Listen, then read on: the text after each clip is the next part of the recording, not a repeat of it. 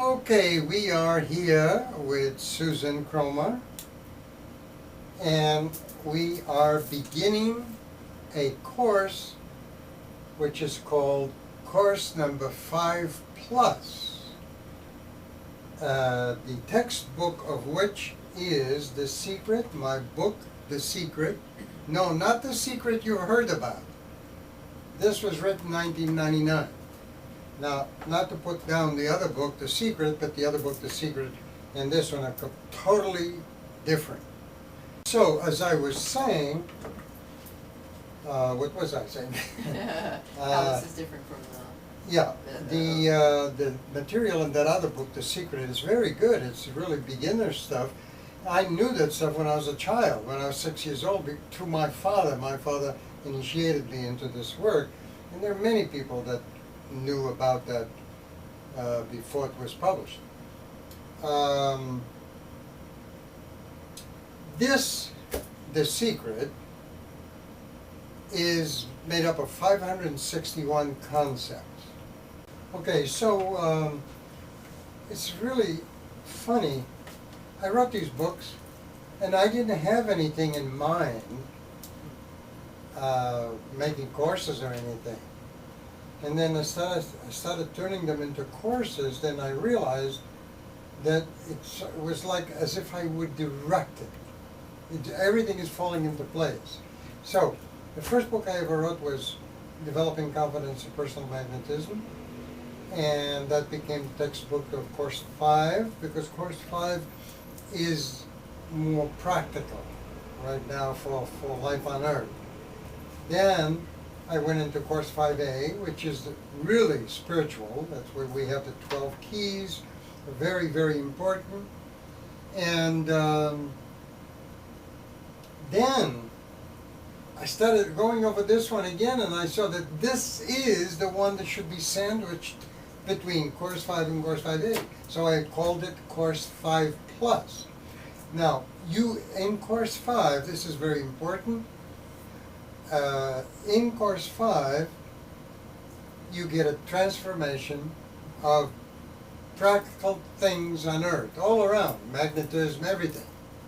You will now have your feet on the ground. This course brings about not a transformation exactly, yeah, it is a transformation of the intellect. In other words, we are now, we're going to do in this course, which is very interesting, is discuss very heavy stuff. You won't find these discussions in Miami, probably all over the United States, unless it's there are some places. And so, I sandwiched it between Course 5 and Course 5A, and now it gives tremendous results that way. So what you're going to get out of this is a transformation of the intellect. And it's sudden, it's very, very involved. But we're going to make it easy. We're going to go from one to the other, but we're not going to rush.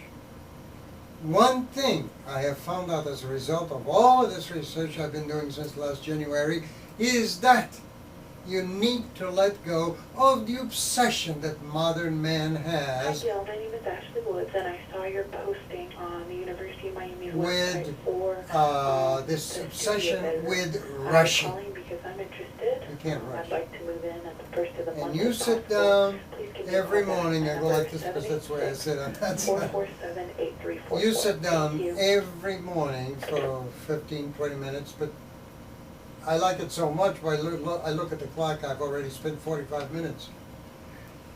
If you do that every day, you will be able to even appreciate more the fact that there's nothing to rush about. I call it the stampede to death. Everybody's in a hurry, stampede to death. Now is the moment that counts, this moment right now. It's not an easy thing, but we're learning. And this is what it's all about. So this will be an enlightening of the intellect.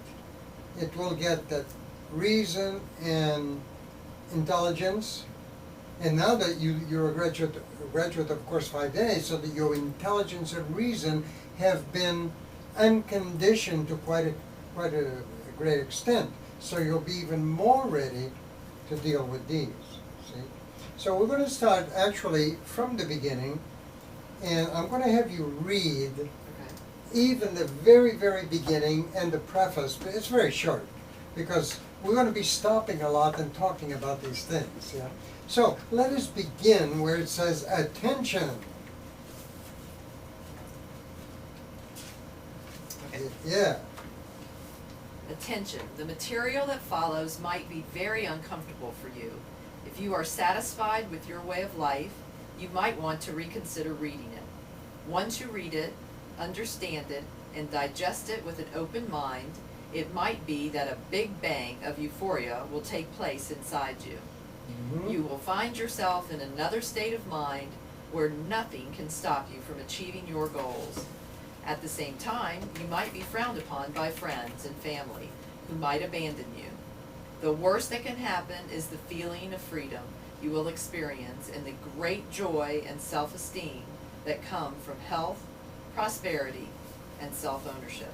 Because the average person, they don't know that they're asleep. Mm-hmm. Everything is automatic. Now, I'm sure there are words in your vocabulary, like there are in mine, that are totally automatic. You know, you sort of know the meaning, but you don't know the exact meaning because you learned them by rote Mm-hmm. from childhood. Consciousness is the same thing. You learn these things by rote, so you can never sleep on it. So, this is like a little warning, you know, if you're not really into this stuff, don't bother reading this because it'll only confuse you. Now, I noticed that some of my very good students on Skype from all over the world, they're such good people, you know, and they study. I didn't know, but they read a lot of my stuff already. And then they come in with a little confusion, a little problem here and there. You cannot study everything at the same time. That's why on page 7 and 7A of my website, everything is there in order. Why more people don't do it, I don't know. I guess they're not ready. But everything is there in order. You must follow some kind of order. Order. The universe has order. The order of the Jesuits, the order of this and that. Even all these organizations call themselves orders. There's an order, a way, a system that gives results. Now, since I saw you last, I finally named my modus operandi. I named it this order, and it is called, remember it very well, because it gives tremendous results. It is aggressive non-resistance. Aggressive non-resistance. You're going to have to think about it quite a bit, and if you don't get it on your own, then I can give you a hint. Okay. But it's aggressive non-resistance. And just this week I had an experience at the vitamin store, and it proved to me that that's the right name.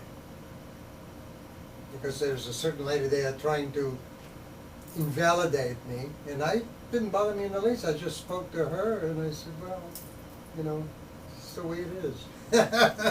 And I didn't resist anything, but I was aggressive in the sense that I stood for who I am, without hurting her or anybody. Mm-hmm. Okay, so that's what it's all about. Now it says here, to every man and woman and child in between worlds who have suffered through the lies of the end civilization, I have discovered more and more and more, as you well know, that the problems are the lies, the way we were taught, it's all lies. Wow, I mean, I get so excited on this subject, but I'm learning to come down with it because this is new to me, you know. And so these people between worlds, you can take that two ways. Usually people that get interested in these things are people, they're already not like the rest.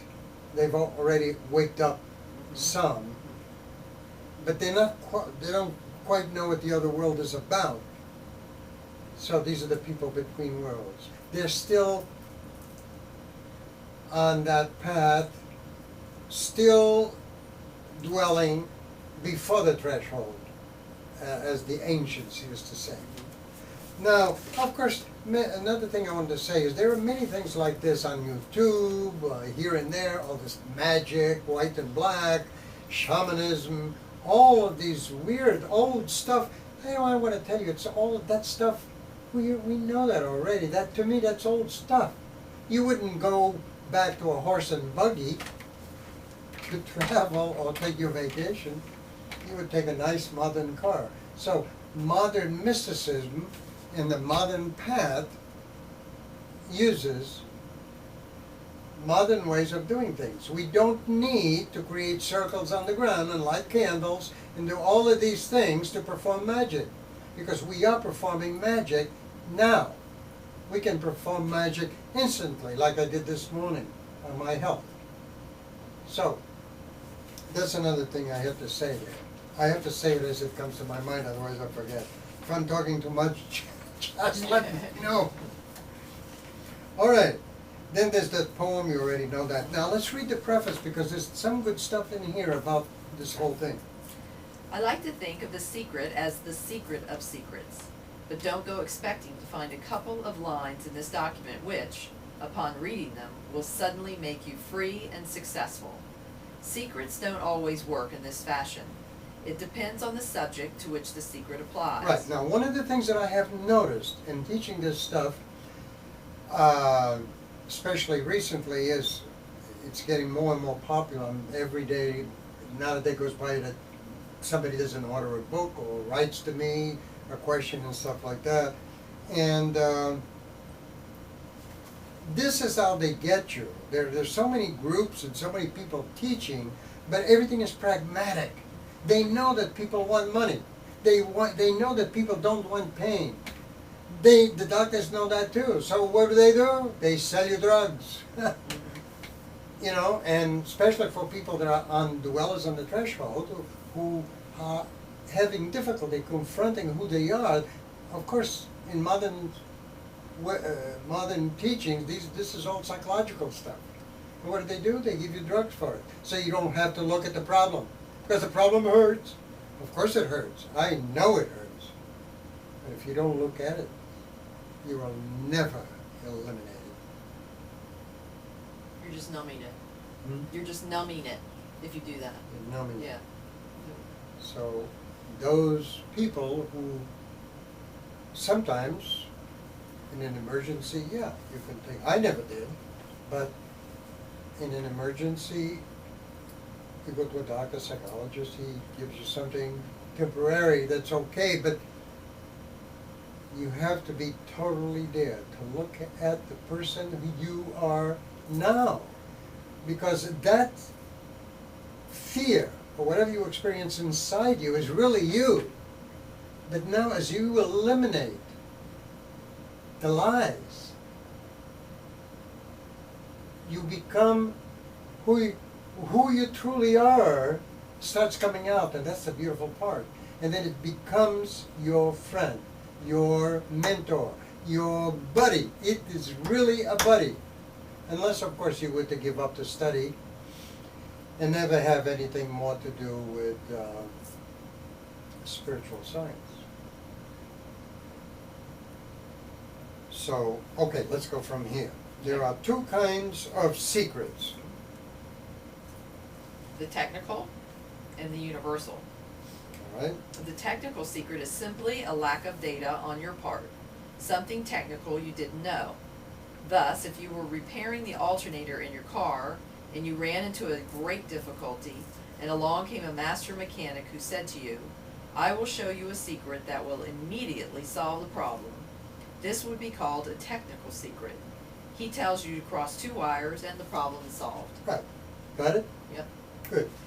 If, however, this master mechanic went on to explain to you the basis for that technical secret, in other words, the true universal principle behind the crossing of those two wires, Yeah.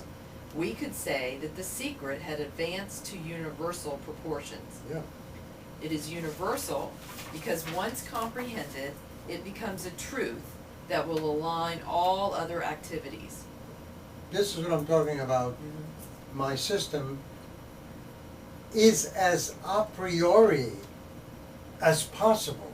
In other words, whenever I'm trying to figure out something, I go back to the beginning of all. Like I give an example on my website, you can't go to 2, 3, 4, and 5 without that one, number one. If you don't have the number one, no matter how many solutions you come up with, it won't work. So, once comprehended, it becomes a truth. This universal secret becomes a truth that will align all other activities. Okay, continuing there. If you had known the universal secret behind the workings of the alternator, you would have solved the technical problem without the technical secret. Now, just because the master mechanic explained to you the universal secret behind the alternator does not mean that you actually have grasped it. You think about the explanation for a while, you read the material connected with it, you apply it in your life, and before you know what happened, you find yourself able to repair any alternator or similar machine. When the secret became yours through understanding, when it was completely grasped by you, when you applied it several times, then you could say you possessed the secret and you mastered the alternator. The alternator didn't master you. Right. I notice that, especially young people who they get in with these modern ways of success and all of that, and then they wonder why they're still broke. The company or the teacher took their money, but this guy's trying to follow the principle and he's not getting results. It's because something is missing there, and that's the a priori that I'm talking about. So this stuff is very important. Let's go from there. The secret that follows is really a series of individual secrets Right. that comprise the pith of personal observation. Right. Oh, right here I want to put something else. You don't have to agree with me. In fact, you shouldn't unless you really agree with me. That's what I always liked about you. I have these concepts. Yeah. But you do not accept them unless they are true for you. Because you're not me. You're not living. And I think, My experience. I think what I learned from you is that you need to do that in everything in life. Just because whoever that's in a position of power says something doesn't mean that it's necessarily true. It might not be true for you. So you have to test everything about what's right for you or true for you. So we are studying these. If you agree with me, that's better. And if you're sensitive enough, you will sense the truth behind most of these. But if something is not working for you, then look at it, think about it, but don't accept anything that's not true. All right, let's go from there. Your own personal observation. It is not based on theoretical. It's not based on theoretical fancies of the mind, but on observable facts. You can observe them also. I've always tried to stay away from theories. The facts either work or they don't. If they don't, you either didn't comprehend them, didn't apply them, didn't observe them, or they simply are not based on reality. You will be the judge. Right. I repeat that the elements of this secret are observable facts, but we all have been given so many truths that Quote unquote. yes, that we either didn't have the courage to confront the observable facts, or we are simply indifferent. Right. The secrets you are about to study have nothing to do with religion or mysticism in general. If you are of a closed mind, religious nature, most likely you will be offended by what you are about to read. I warn you now. These principles are universal observations that have nothing whatsoever to do with religions and New Age concepts. Yeah, this thing about New Age stuff that goes on, it's better than nothing. I mean, it's based on some of these things that we're talking about. It's like a child, New Age material is like a child's way of playing with a big principle. And it's just better than nothing. However, we need to go deeper than the New Age thing. Okay. They are my and others' observations that when applied give successful results to me. People in general find it uncomfortable to digest these principles, for some of them are overwhelming. After all, if you live in a jail, if you were born in it. Okay, let me make a little comment here on this here. When I began my transformations, I used to call life on this planet a jail. This was a prison planet. Then I learned a little bit more. Then I started calling it a reform school, which is a little improvement. Then I started understanding a little bit more, and now I call it a prep school, which is a hell of a lot better. Okay, get better. It's a preparatory school. So, here, if you live in a jail, that gives kind of a hint. This whole example right here is very interesting.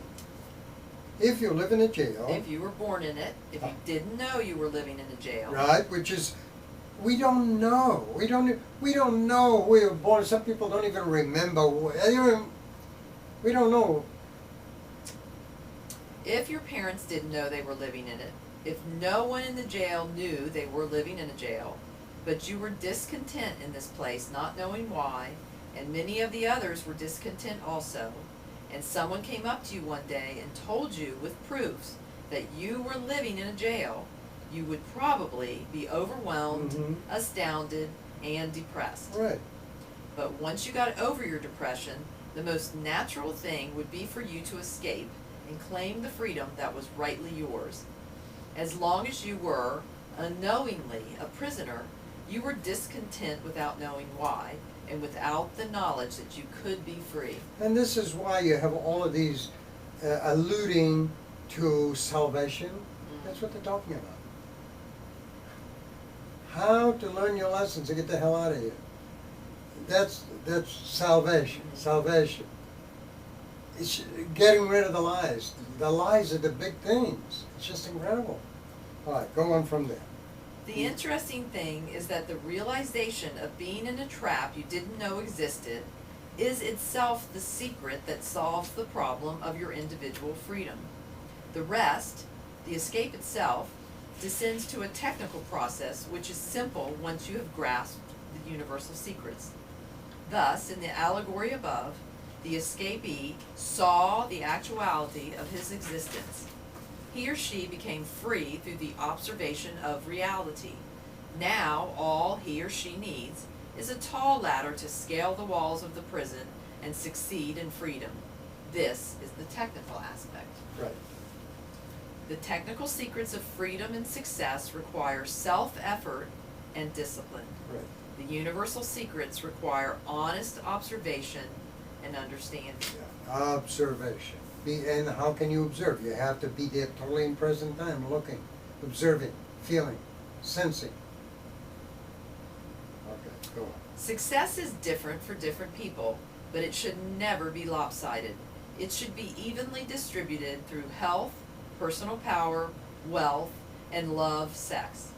Only so will one have the ability to be an individual with integrity and in control of his or her life as is humanly possible. These 4 conditions are introduced in this book in a mixed manner, a bit at a time. There are 4 common reactions that attend readers of what follows. Right. Reader A gets offended, revolted, and downright infuriated. He or she slams the book down, invalidates the author, and has nothing more to do with it. This type of human is very much conditioned, closed-minded, and will remain the same for the rest of his or her life unless some shock or deterrent comes across his or her path. Reader B gets confused, then indifferent, invalidates the author, then smiles and says, "Whoa," unquote. Oh well. As with reader A, he or she most likely will never improve, even with a shock. Reader C is surprised, then confused, then depressed. But some intuitive feeling tells him or her to keep on thinking and investigating. And as his or her mind is not closed, Gradually or suddenly, he or she jumps from the darkness into the light, and his or her life becomes enriched with contentment. His life becomes successful. And reader D is surprised, then enthusiastic, then laughs out loud, then is ecstatic and says to himself, quote unquote, fantastic but true. This human's intelligence is close to genius. This person is successful, whether or not he or she has money.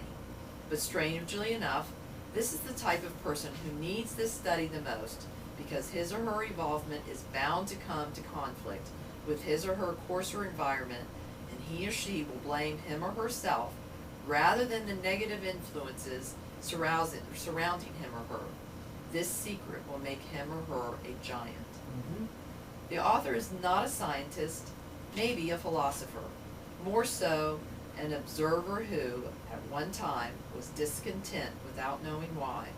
With more honest observation, he was able to see the prison walls. He delved within himself and found the ladder with which to scale the walls. He hopes you find your ladder. Right. I wanted you to read that because this little preface has the right things to get into this. All right. Well, we are ready now to go into the concepts. And the way we do this is you go ahead and read the concept and we'll throw it back and forth. Okay?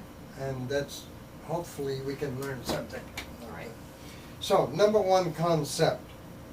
No matter how highly evolved, no one living today knows how life on this planet began, nor where it is going.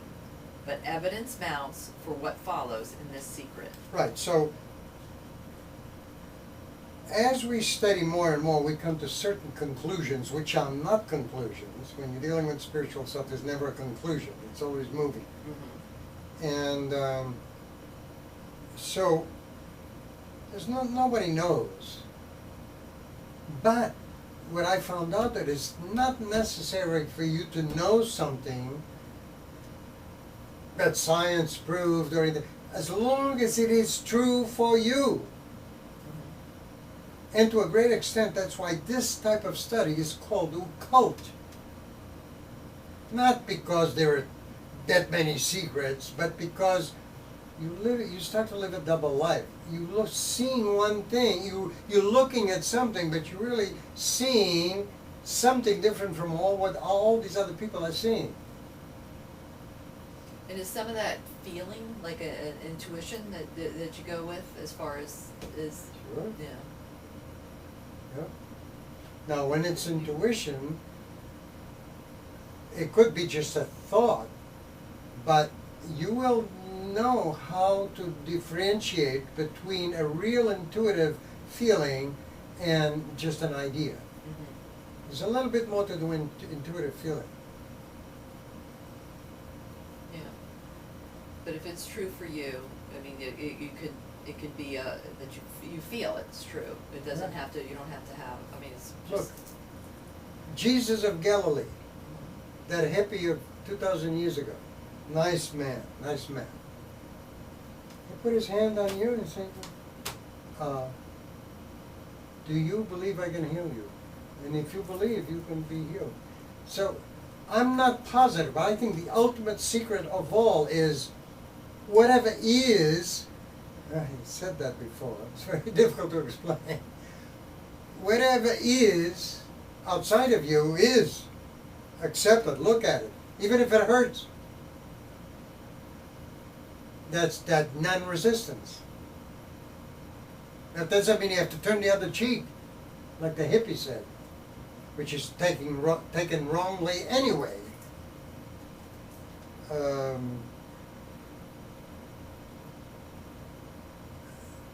But on the higher levels, higher frequency levels,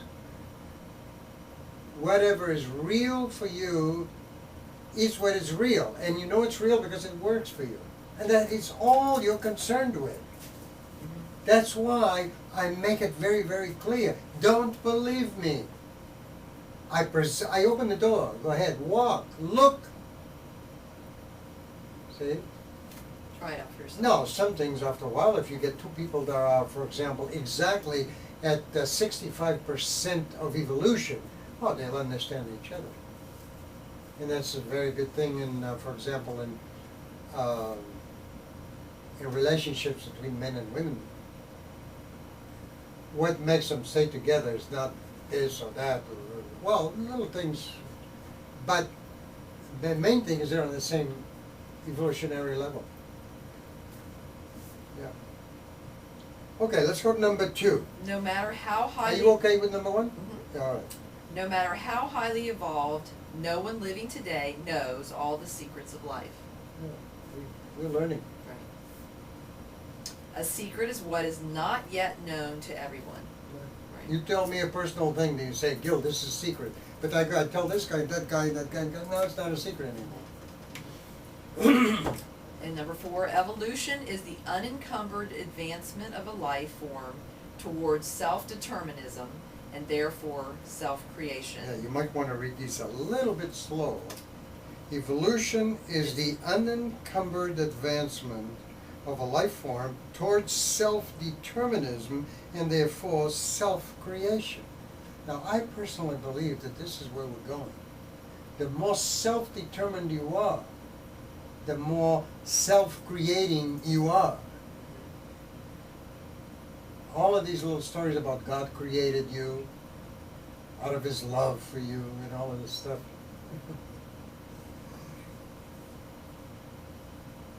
You are part of a universal beingness. That universal beingness is here. You see, it's in those beautiful roses right there. They need water and air and earth. Those are the 4 principal manifestations of the physical universe. Without those 4 things, you can't get things to grow. So you are like the universal beingness. There is an intelligence, a consciousness, which is not conscious of itself. This is the thing that people don't know. Oh, this is the thing that I see myself. I don't want you to see it if you don't see it. And this is the thing people get really PO'd when I mention it.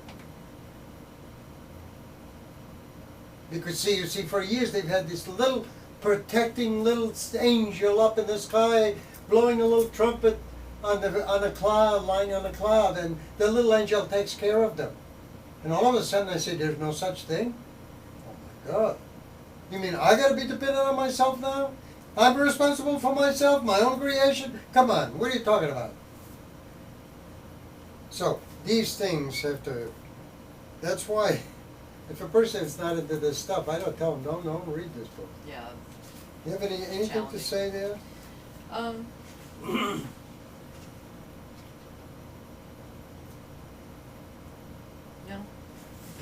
All right, let's go to number 5. 5. Evolvement in a human being is not necessarily intelligence nor knowledge. Why? Not necessarily.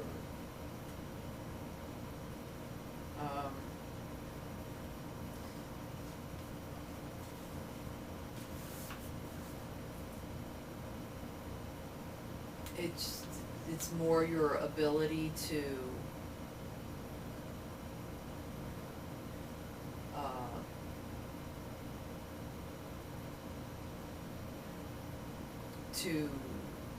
maybe to depend on yourself, to look at within, observe. Yeah, that could be like that. I have known a few people in my life that were extremely evolved. They didn't have any knowledge. They didn't know anything. They never even studied. They couldn't even read it in the beginning. So evolvement apparently is a beingness which has lived through different bodies throughout past lives into the present, and they have a certain amount of experience within themselves, but they can't translate that evolvement in terms of words or writing a book or anything like that. They don't know very much, but they're beautiful, beautiful beings. They're very evolved. Now the next one will tell you a little bit more about that. Number 6, wisdom is more indicative of evolvement. Now what is wisdom? As opposed to knowledge. This is very important. Knowledge is just knowing things. It could be facts and figures or whatever. And wisdom is more the application of it. Wisdom is the application. How to use that correctly to get a good pro-survival result. Number 7. Evolvement in a human being is his or her nearness to a purified state. In other words, a state of no lies, for one sees and deals with what is. Yeah, this is a very interesting thing. You know, every time I go over these, I learn something new according to the where my involvement is. Involvement in a human being is its nearness to a purified state. Now, this state of purification is a state of no lies, which proves my theory even further, that lies are what destroy everything. Lies are not what is here. What I see here, if I don't project the past into it, then I'm seeing exactly what is here. So, state of no lies, and therefore you deal with what is in reality. Yeah, because if you are conditioned by lies, then you're distorted, your reality is distorted. So what you're dealing with is, you're not dealing with what is, you're dealing with what you think is, and it's really not. Right? Yeah. Feel free to disagree with anything, because this is how we advance. Okay, and that one I agree with. Okay, 8. that's very good. As soon as one recognizes the lies and conditioning in his or her conscious and subconscious minds, he or she becomes evolved. Yeah, because that's where I recommend, like in the square deal, for one of the second thing you do is unburden. You eliminate as many lies as possible. Conditioning, lies of family, lies of teachers, lies of religion, things like that. You see that? But when you say that they become evolved, doesn't mean that evolvement is a continuous process, right?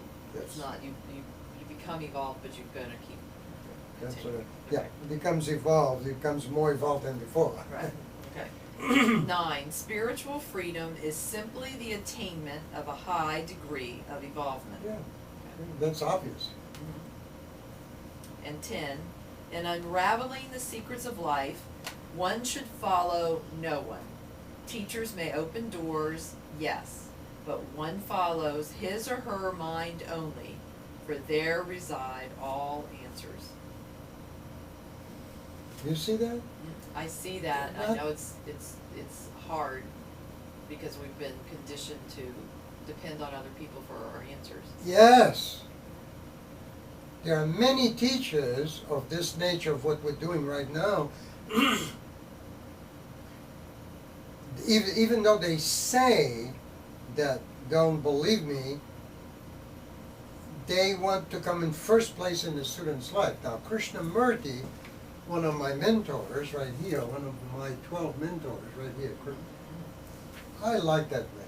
I spent a lot of time in Ojai, California, listening to him. Very simple, humble man. And there's some very interesting anecdotes that I'll tell you another time. But he said that we are thinking together right now. This is what we do. We're thinking together. The guru days are over. See? And there's another guy, for example, Osho. He used to call himself Rajneesh. He's passed away just like Krishnamurti did. Now I like the guy. He's really funny. He knows a lot of stuff.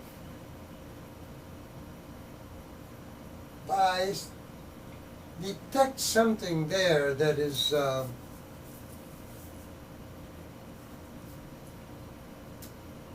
it's like, even though he says that believe what you believe, he still, his word has to be right. There are people like that, but see, who else?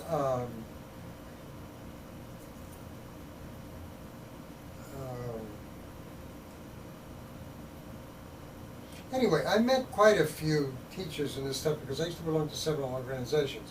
One of the things I noticed was I was so innocently devoted to them, and so innocently with a real desire to learn and to help. And then I started noticing these people are coarse. They're not at all what I thought it was.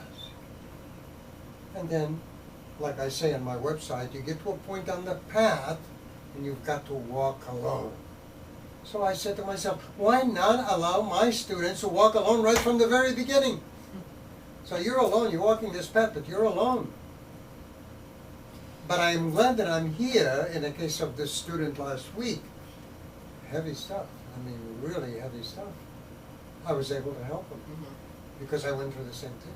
Right. Yeah, I think that that's what is important, is that you have someone, sometimes you need guidance or help, but you can't always depend on every answer to come from someone else. That's right. Something I do is I listen or read a lot, but I don't take everything. It seems that it's like they say when the student needs a teacher, the teacher will come.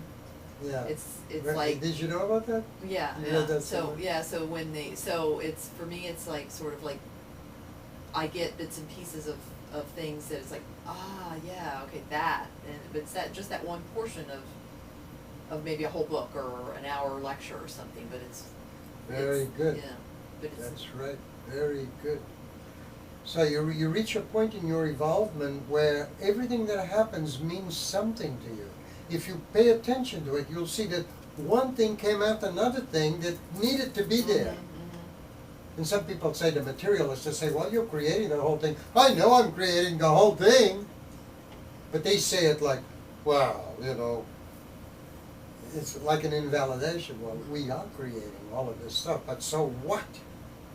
Along with that creating, the fact is that this thing happened after this thing and was good that it did. It moved you on, Yeah. advanced you. Where are we? 10, so 11. The true teacher does not teach, quote unquote, as such, but evokes in the individual the desire to feel and to discover what he or she already knows and feels, but is not aware that he or she does. Right, I got something to say about that. Give me your comments on it.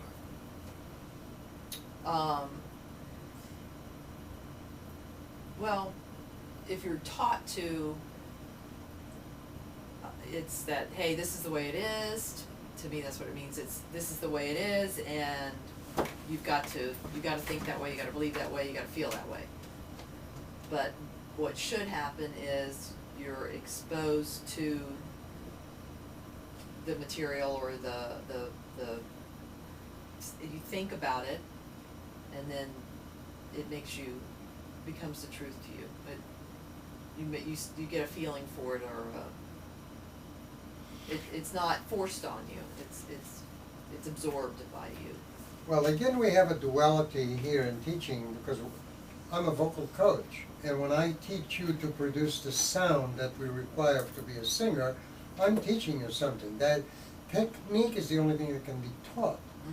See, I don't know how to cross those two wires in the alternator, so you teach it to me. That's just a technical thing.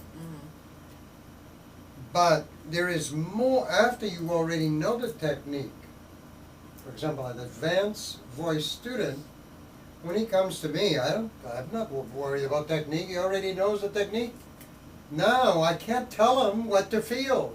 But what we work on after that, the advanced school of singing, or any art, is how to communicate, how to feel.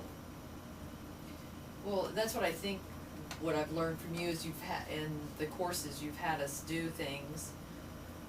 You don't really say why necessarily, but it's an exercise. Yeah. So do this exercise and then tell me what happens. I can't tell them to feel what I feel because I'm a Right. different person. I can give them a little example, but even that's not very good. Feel. I must bring out what he already knows, but he doesn't know that he knows. And that's where it's all about. That's what teaching is all about. Okay. Yeah. And 12, knowledge is power only when it is based on honesty with self and reality.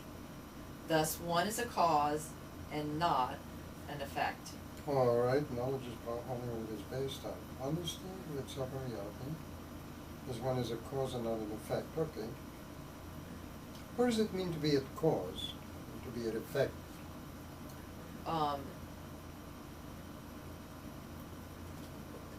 That you are causing your reality. It's not happening to you. And that's why your knowledge has to be true and Right. based on this. You have to test it, your honesty, honesty with self and reality. I'm looking at that vase with the Uh-huh. roses in it. Mm-hmm. Could you pull it a little bit more so yeah, just hold it there for a second. Okay. Okay, that's good. Just so they'll know what we're looking at. Okay. You can put it back over there. Okay, so that's a reality, Mm-hmm. and we're both looking at it. And if we happen to be probably in the same degree of experience in life, the same degree of involvement, we will probably see more or less the same thing, Mm-hmm. right? But now, what makes people, what the reason for wars, and the reason why people are so unhappy living with one another, has to do with evolvement. Because everybody's at a different point in involvement. Nobody sees the same thing. So the problem is in the word interpretation. It's not what you're looking at that causes the problem. It's your interpretation of what you're looking at. So you and I are lovers, let's say, and we're going to get married. And we look at a tree. And I say, look, Susan, look at how beautiful that tree, the bark, look at that. It's the wonders of nature. And you look at it and say, well, I see bugs in it. We are certainly not in the same point of evolvement. Mm-hmm. And we better not get married. Mm-hmm. So, where were we? 12. We're going to be ending off soon, no matter how you evolve. Which one is that? 13. 13? Okay, right. So, number 13? Mm-hmm. No matter how highly evolved, no one living today has all the answers, including the present author. Right. Mm-hmm. I agree with that. 14. Answers come rather easily when one becomes honest with self and reality. That's self-evident. 15. As one implements honesty with self and reality, he or she will see that he or she is not a dummy, as the present unprogressive civilization would force him or her to believe. Now, this one is an important one. As one implements honesty with self and reality, he, she will see that he, she is not a dummy, as the present unprogressive civilization would force him or her to believe. You see, they give you the poison and so they can sell you the antidote. The lies. They want you to believe that you're a dummy. And you need them for the answers. And they can give you the answer, right? Yeah, you got the lumbosis. Oh, you got a disease called Rupus Kapafurkuka. And you need, you gotta take these pills. They cost $500 each. This is just an example. I'm not putting down medicine, but medicine is really a cop-out. I mean, it's probably, I don't even want to get into it. It's, medicine should be a glorious,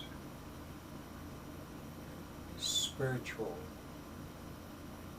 profession. So, not just everything you see, they want you to stay dummy so they can use you and take your money. Now you'll notice that most of the guys like J. Paul Getty, Henry Ford, what's his name, Donald Trump, all of these cats, they're there looking at you. They're using aggressive Non-resistance. and resistance. They're totally there. They're not going to take your shit. They know what you're doing to them. They know that you are trying to give them the, trying to get you to believe that you're a dummy. And they know all that. That's why you succeed. They don't tell anybody. In fact, they allow themselves, they allow you to think that they are a dummy. So, I have seen this in all successful people. They won't fight you. They are totally non-resistant, but in an aggressive manner. What is an aggressive way? Being in the present. Being totally there, 100% in the present, is the best form of aggression. You're not touching them, you're not hurting them. You see that? Mm-hmm. Aggressive non-resistance. Keep thinking of that. Okay, I'm gonna write down. And then nobody can put anything over on you.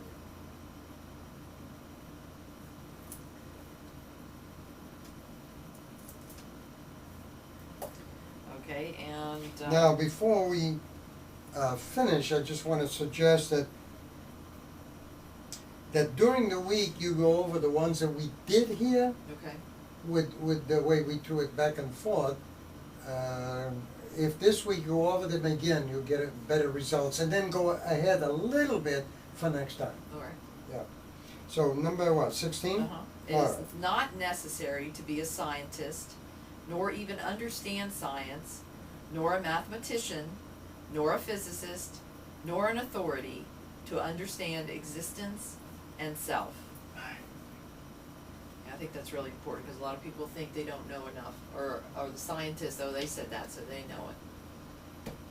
But I always like to think, what happened to Galileo when, what about when they thought the world was flat? And all the people that were the all-knowing and powerful, they were wrong. Now, get a load of this. Just came to me today. I was going to put it on Facebook. Not today, a couple of days ago. The first function of science should be to prove the spirituality of man. Now, they have done very well up to a point. They already got close to the universal laws, like atomic laws. The atomic laws, for example, the law of the universal law of perfection, which is the triangle, man, woman, child. That is perfection, completeness. That's one complete cycle. It's called the law of the tree.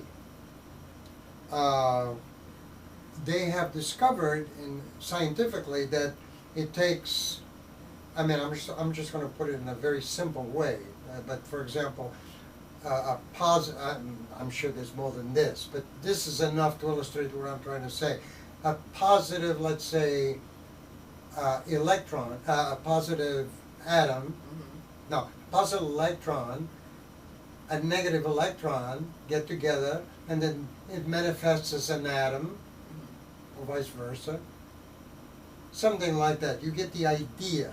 So already there is a law, a universal law behind it. So the function of science should be to prove this universal spiritual law. So, and they use these laws to make things, but it's not things we need. I mean, you know, things, they go to the moon, so what? It's good, man wants to know, but if science had this written on their front lobes, my purpose is to discover and prove to others that there is a spiritual law. And that we follow this law, we obey this law. Not, I don't like the word obey. We are that law. And it's very easy to go with that law. And when you go with that law, everything comes out okay. So that's what I believe science should be doing. So, 17.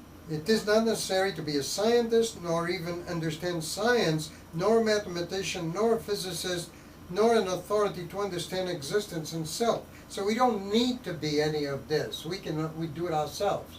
But science helped us. I always try to, I don't know that much about science, but if I know some law in science, I will use it to demonstrate some of these spiritual principles. Why do we keep harping on spiritual principles? Why do we keep harping on universal law, universal spiritual law? Because when you do, everything goes right. So one gets to believe that that's the way it should be. If you're happy, healthy, and everything is going right. Or even if you're not happy. There are a lot of very spiritually evolved people who are not happy, but they don't think about it. Krishnamurti answered that himself one time. Somebody asked a stupid question like, well, are you happy? And he says, I don't know. I never think about it. This is a characteristic, and I'm telling you from experience, that as you travel on the path, you see that whatever is what is. And if you are looking at what is, you're happy, which is not happiness in the sense of everything going right. Everything doesn't go right. Everything isn't the same. There's got to be change in order in the physical universe for it to perpetuate itself. You see that?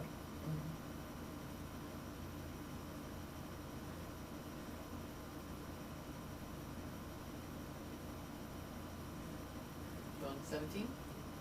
Okay, let's take one more. There was something else I wanted to say. I don't remember what.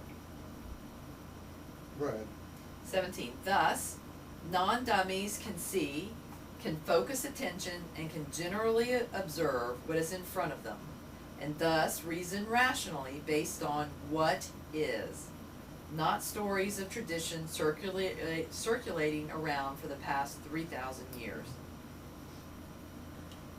That, my dear, is what we're developing. The ability to see what is, to be in the moment.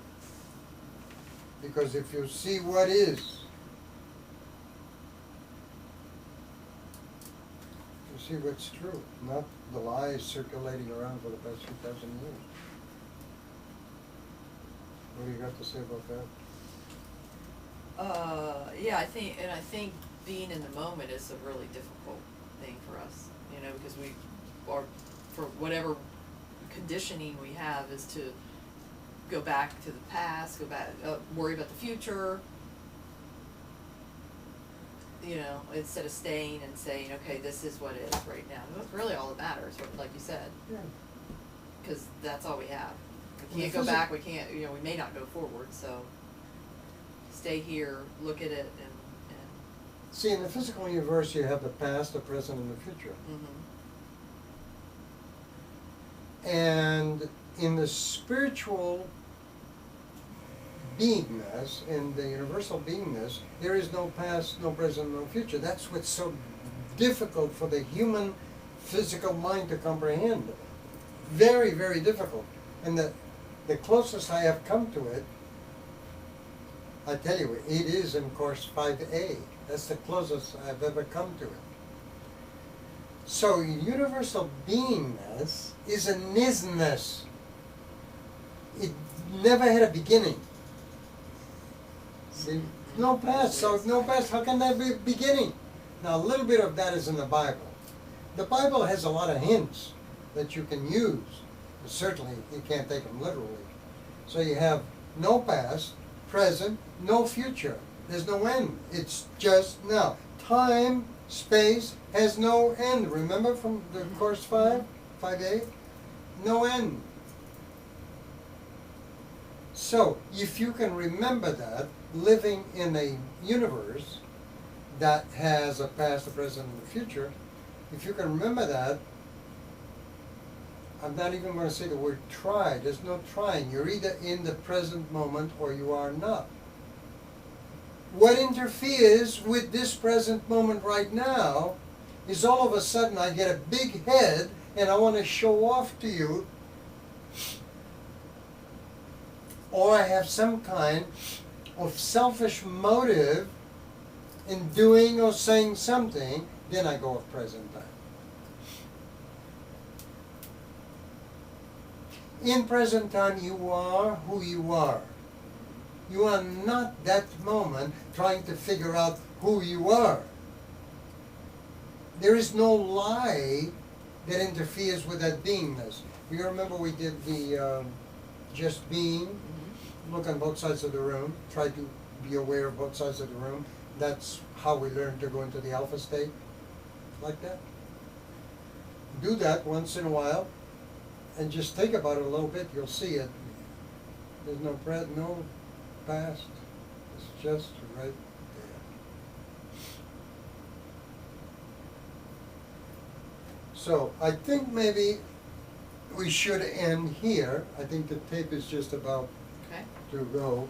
And I'll make a note here. We ended on 17, right? Yes. And then next week, we will begin with number 18. All right. This week, I would like you to go over the ones we did. You don't have to spend a lot of time, but it's better if you take one and spend a little time on it and go to the next one and so forth. And then start studying some new ones for next time. All right. I want to see a week from today. Great. And today's what, Friday? Mm-hmm. Okay. And we decided you're going to come on Tuesdays, right? Yes. Yeah,